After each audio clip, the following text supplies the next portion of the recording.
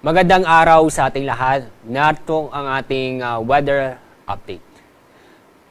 Fair weather po tayo sa Luzon, kung saan ay makakaranas ng bahagyang maulap hanggang sa maulap ang kalangitan. Pero may tsansa pa rin po sa hapon ng gabi ang mga isolated na mga pag-ulan dahil sa thunderstorm.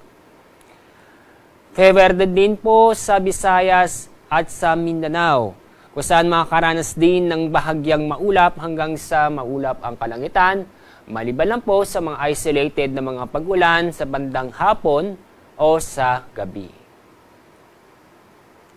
Mula sa latest image ng Himawari, inyong makikita, walang low pressure area o bagyo sa loob ng ating Philippine Area of Responsibility. Itong ridge of high pressure area ay nakakapekto o umaabot sa Northern Luzon. Yung ridge of high pressure area, ito yung extension mismo ng high pressure area na kung saan magbibigay ito ng maganda ang panahon. Yung habagat naman ay hindi po umaabot sa ating bansa. Kaya nasa monsoon break po tayo. Itong ridge of high pressure area ay inaasahan po natin bukas ay patuloy pa rin iiral sa Northern Luzon, samantala itong habagat ay hindi pa rin aabot sa ating bansa.